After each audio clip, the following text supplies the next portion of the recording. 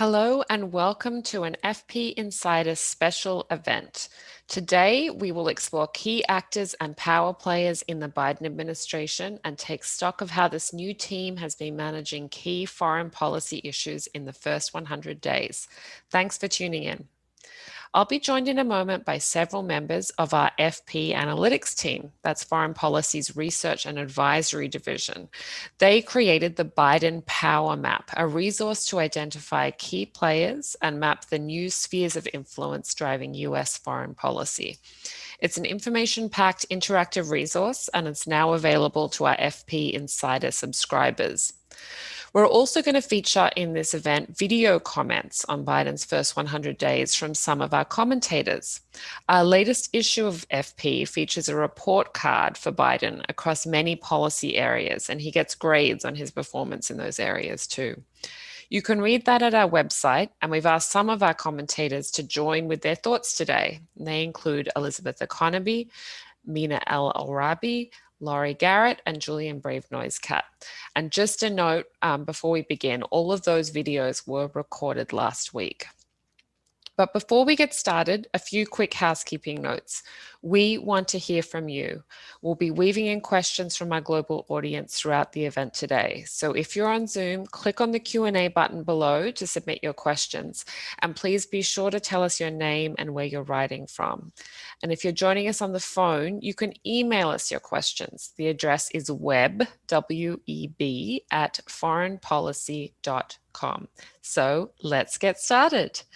Joining me are two policy analysts from the FP Analytics team, Helen Yu and Christian Perez. But first up is Allison Carlson. She's the Managing Director of FP Analytics and the driving force behind FP's power maps and other research content. Welcome, Allison. Hi, Amelia. How are you? Great to see you. Nice to see you.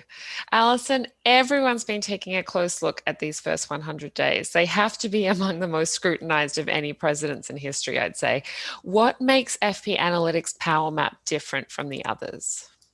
Sure. Thank you. And we're really excited about the launch of the Power Map because it is indeed quite different from other projects that are out there.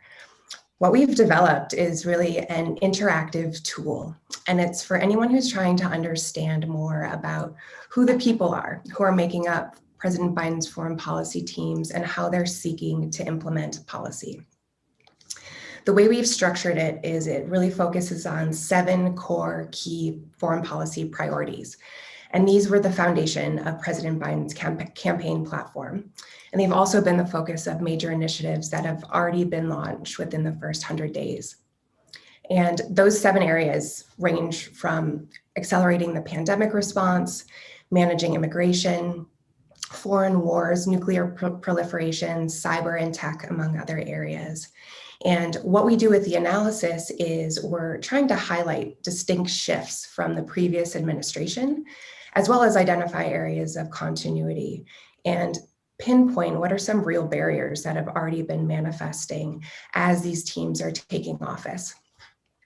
But in terms of the power players, which is really kind of the main focus of the Power Map, unlike other projects that are out there, we don't just identify individual picks, but the Power Map represents the teams that are focusing on these areas, and they're representing positions across departments, agencies, and those are the people in power and their teams who are really going to be responsible for implementing and executing on these policy goals.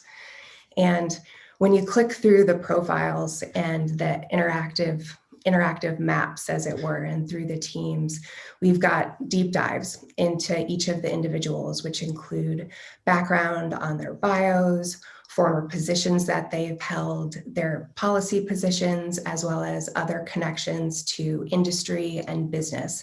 And that's really different from other projects that are out there. And we felt that type of information would be really informative to provide some insight into how these players and how their teams will really be moving forward and implementing policy.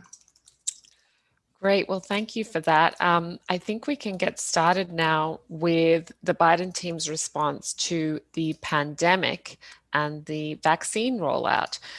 And here to talk about that is Helen Yu. Hello, Helen. Hi, Amelia. Hi.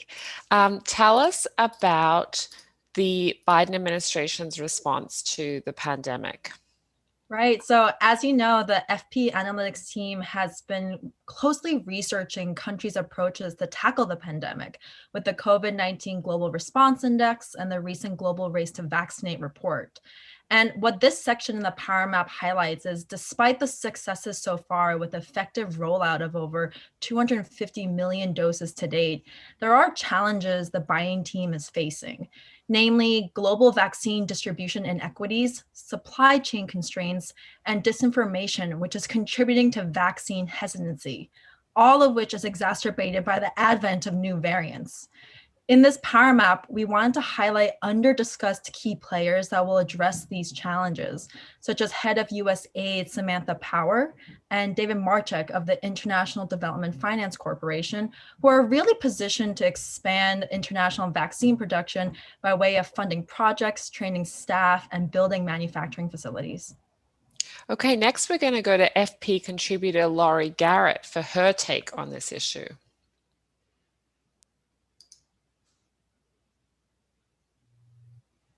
Biden's response to the COVID-19 pandemic has unfolded at a breathtaking pace and scope, domestically and internationally. Even more important than the $4 billion he committed to the COVAX facility, which aims to level the playing field for global vaccine access, are his administration's many diplomatic health engagements. For global health efforts that have long relied on U.S. leadership for financing, innovation, and policy, Washington's absence over the last 4 years created a vacuum at the top. Now, America is back, not only inside the World Health Organization and with an open checkbook, but throughout the multilateral systems. Washington is discussing pharmaceutical patents in the World Trade Organization and drug distribution at the Global Fund to Fight AIDS, tuberculosis, and malaria. The Biden team is pushing to include health issues in the COP26 negotiations in Glasgow, Scotland in November, and backing United Nations Sustainable Development Goals, which include a wide range of global public health priorities, from raising vaccination rates to lowering child mortality to improving access to clean water and nutrition. As Biden said on February 19th, you can't build a wall or a fence high enough to keep a pandemic out. He reminded us of what should have been clear all along, that every country remains at risk as long as the coronavirus circulates and mutates anywhere else in the world.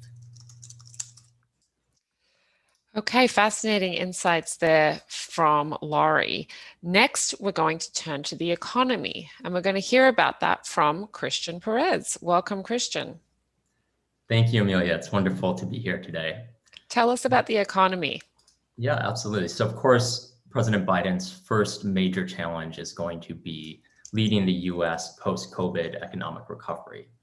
But beyond that, internationally, the major challenges that he's inheriting and that this administration is going to face come with trade and with containing or confronting, depending on how the administration frames it, China. On trade, Biden has eased some trade restrictions, but the important thing to watch here is that he has taken the previous administration's hardline stance on trade with China.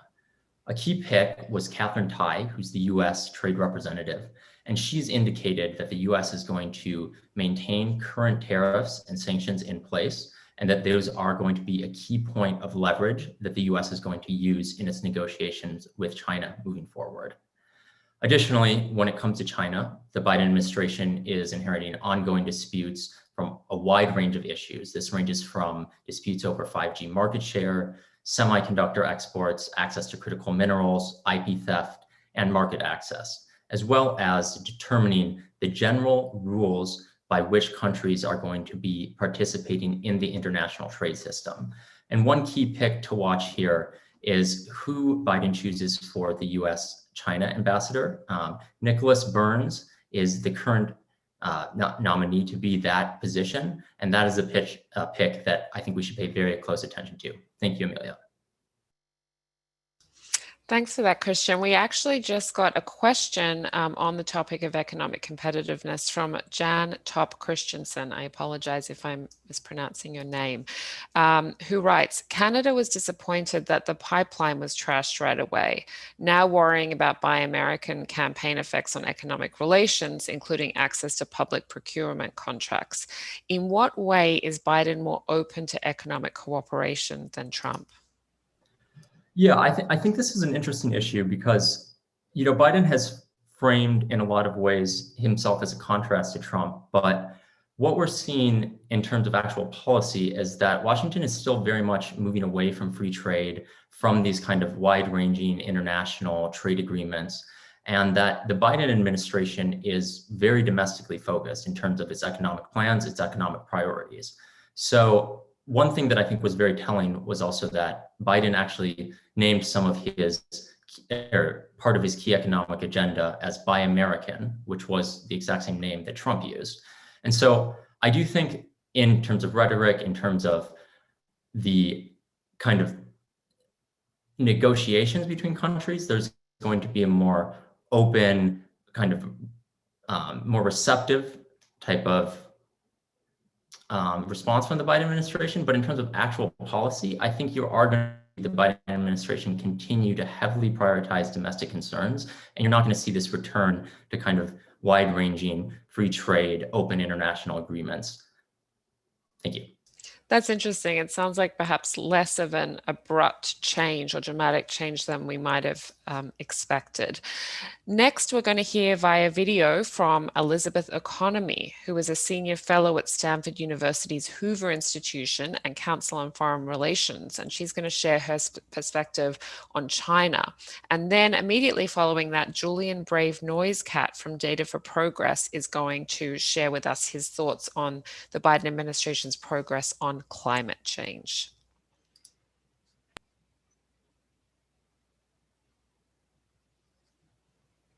All the elements of a strong China policy are in place as Biden systematically follows through on his campaign pledges. Washington is rejoining international organizations and agreements, working with Europe to reach a common line on China and reassuring Asian allies. Biden has reaffirmed support for Taiwan and launched a review of military needs in the Indo-Pacific and elsewhere. Just as importantly, he's keeping John Kerry and his climate team in check until the terms of engaging with China are clear. But Biden's to-do list on China is long. Progress is needed on technology policy, tariffs and trade, Xinjiang, and U.S. participation in the Beijing Winter Olympics. There's North Korea, Hong Kong, the South China Sea, and whether to join the Trans-Pacific Trade Agreement, among other pressing matters. The administration has been refreshingly united in words and actions, easily showing up the early Obama years and all 4 years under Trump. Biden quickly quashed rumors that the Pentagon was pursuing its own strategy on China, and he scores extra points for not trashing the previous administration's policies. But even if Biden has made all the right moves so far, he'll need to accelerate the pace to make it through his long to-do list. Because this is the A-team, expectations are high. In March, the testy meeting between U.S. and Chinese diplomats in Alaska demonstrated that Biden has to craft a China strategy that puts Washington back in the driver's seat. That's something both previous administrations largely failed to do.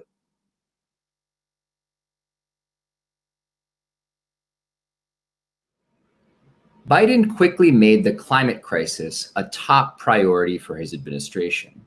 While this has been celebrated, bigger tests lie ahead as a more complicated political dance unfolds between global collaboration, diplomatic competition, and domestic compromise. This year, the president's climate legacy rides on the outcome of the US-hosted climate summit in April and congressional negotiations on clean energy infrastructure. Okay, so that tees us up nicely to talk about climate now for a moment. Of course, we had Biden's big Earth Day summit a couple of weeks ago, which marked America's re-entry into global collaboration on climate targets. And I might add, FP just convened our own inaugural climate summit last week. So I encourage you to check that out if you haven't seen it. There's a recording of that on our website. Helen, tell us more about the Biden administration's action on climate so far. Right. Building off of Elizabeth and Julian's comments, one of the well-known challenges with respect to China is that the administration is facing is balancing the rest of Biden's policy goals with his climate agenda. While China didn't change its commitments at the April climate summit, the US and China notably issued a joint statement prior, asserting their cooperations to tackle the climate crisis, which is a positive sign that cooperation may continue as the world prepares for the G7 summit in June and the COP26 talks in November. That said, there are a number of other challenges the administration is facing with climate, including reassuring countries that US commitment to the climate agenda will continue beyond Biden, and reviving confidence in the science community and staffing experts in key climate-related agencies. Not the least of which he also needs to address legal obstacles to reduce emissions from key sectors, namely power plants, and recover lost jobs and support local economies as the US transitions to a green economy. Thanks for that, Helen. Let's go to Christian now, who's going to bring us up to speed on immigration and asylum issues. Yeah, thank you, Amelia. So the major issue that the Biden administration is facing right now is the escalating situation at the US-Mexico border. Migrants have been arriving predominantly from the Northern Triangle states in record numbers since March, and a large percentage of those arriving are unaccompanied minors. In his campaign, Biden focused a lot on addressing root causes of migration. And this included a $4 billion regional investment proposal for Central America, but this is supposed to take place over the next 4 years. And the current situation is going to demand very immediate action. One pick that kind of indicates how Biden is approaching the situation is Samantha Power for USAID. And she's been very instrumental in helping get foreign aid into the right actors in a region, but this is a very, very long-term strategy. When it comes to the short term for addressing these issues, Biden originally actually announced that he was going to keep Trump's limit on refugee admittances for the fiscal year at 15,000, which was a sharp departure from what he had said in his campaign. Now, under pressure and after receiving pushback, he has raised that number to 62,500. However, we believe that even with that number and with a more lenient policy, you're still going to see very intense strain on the asylum system, not just from the Northern Triangle, but because a lot of regions that generate high numbers of refugees to the US are under significant strain and face destabilizing conditions, such as Myanmar, Afghanistan, Syria. So in the immediate term, you're going to see a very strained system, and you are going to see this be a hot button issue that the Biden administration is going to continue to have to grapple with. Thank you. Thanks, Christian. I actually just got a question from an anonymous listener. What role will Mexico play in the migrant crisis from Central America, and how is the Biden administration approaching that relationship? Yeah, so this relationship actually got off to somewhat of a rocky start. AMLO was one of the last world leaders to acknowledge and congratulate Biden on his electoral college win. Also, despite some of the rhetoric that came out of the Trump administration, that was actually a relatively strong relationship under Trump. So Biden has already met with AMLO and with Mexico's administration. However, that progress has been a little bit slow. The main topic that was discussed there were not necessarily these longer term reforms, but it was the US helping Mexico tackle the COVID-19 pandemic. And in the initial meeting, Biden had said that the US was going to focus on combating the pandemic domestically first. So they've since walked that back, and they're now offering to give 2.5 million vaccines to Mexico. But there is still some strain in that relationship. And I think that's one where we're going to have to look at. The Mexico ambassador is going to be a very important pick for Biden. And that's a relationship that still has a long way to go, because it is really the key relationship in determining so much about how this crisis can be handled. Looks like that ambassadorship is the announcement to watch. Thanks for that, Christian. Next, we're going to hear from Editor-in-Chief of The National and FP columnist Mina El-Arabi to transition us to the topic of Middle East policy.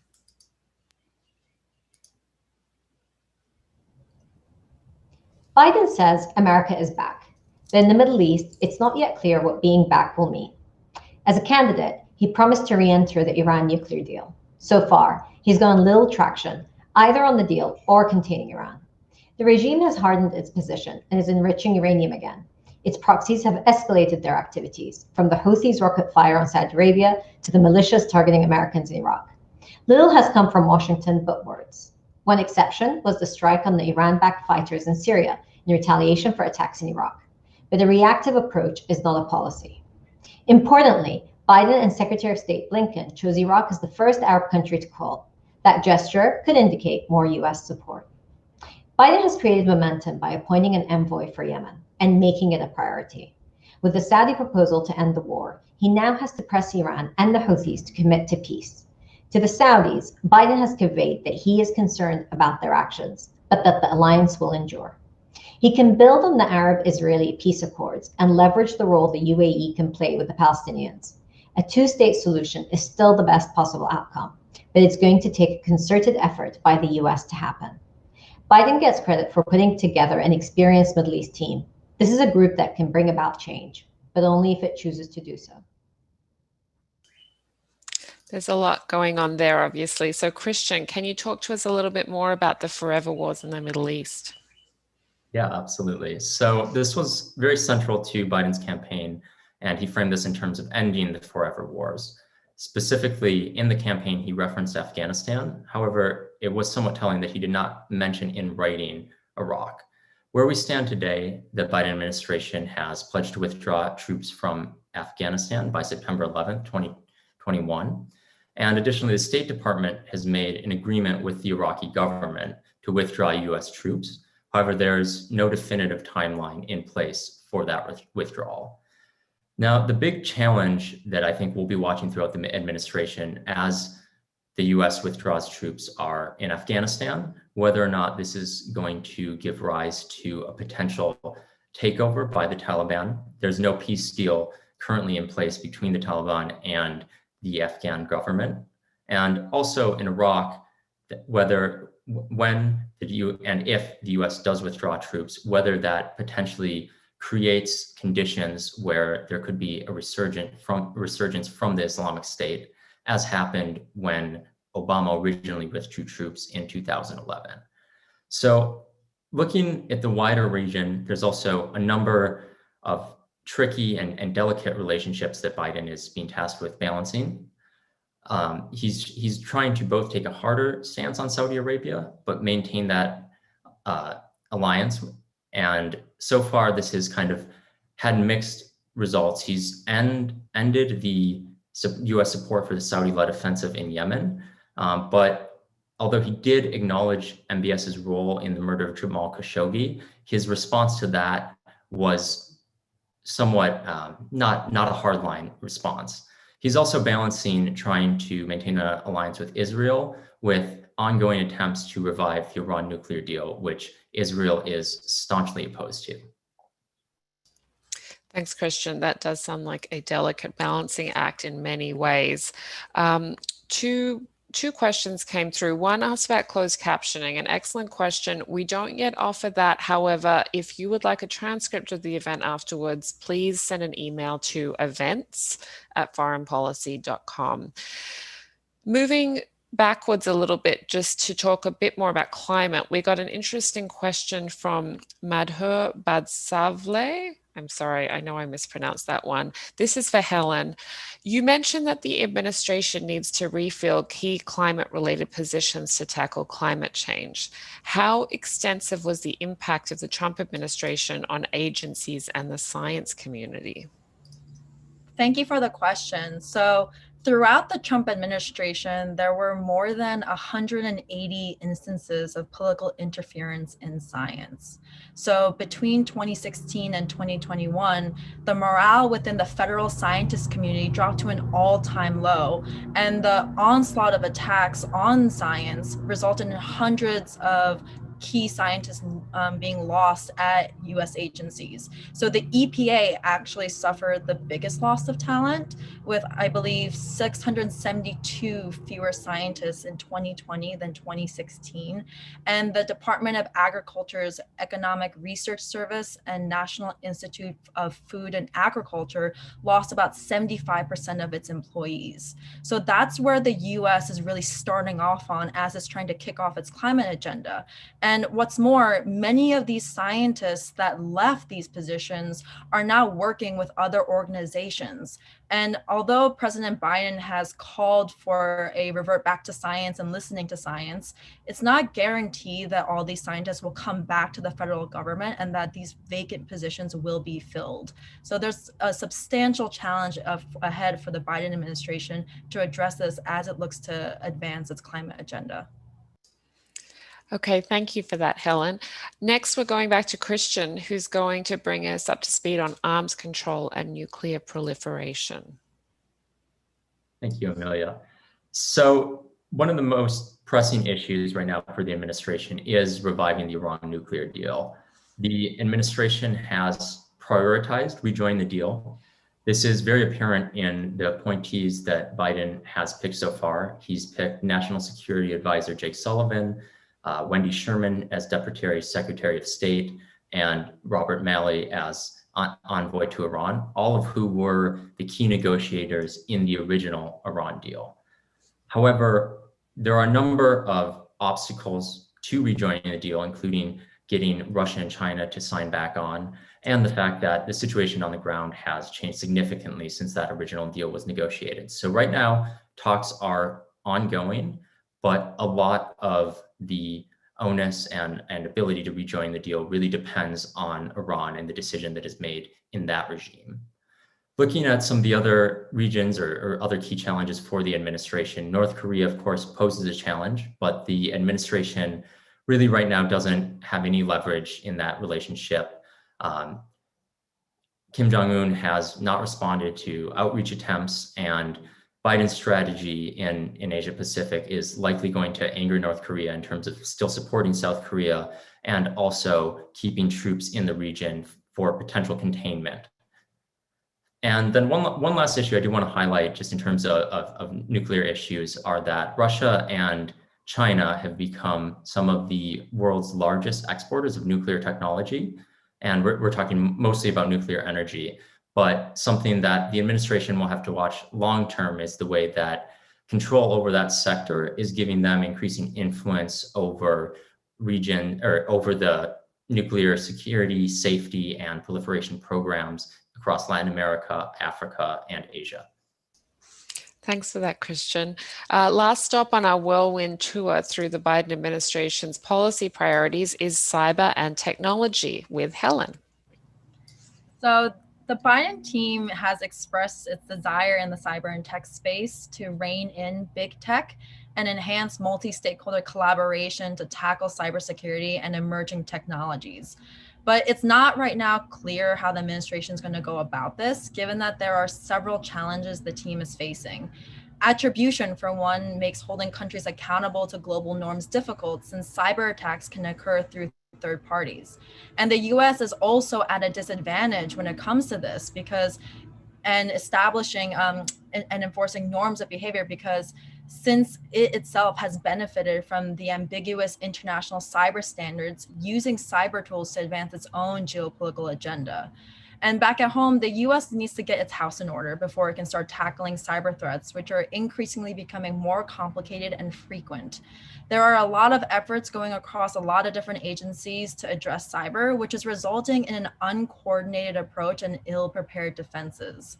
And lastly, laws that are justifiably protecting civil liberties and privacy are also limiting domestic visibility into critical technology and hindering the government's ability to respond to domestic cyber attacks, particularly those that affect critical infrastructure located in the US or data belonging to American citizens. And we really saw this with the recent SolarWinds hack. So this is a really evolving and exciting space to watch. And the FPA team is going to continue to research and follow this closely, as we've done with our other power maps with 5G, data governance, and other cybersecurity issues. Thank you, Amelia. Thanks, Helen.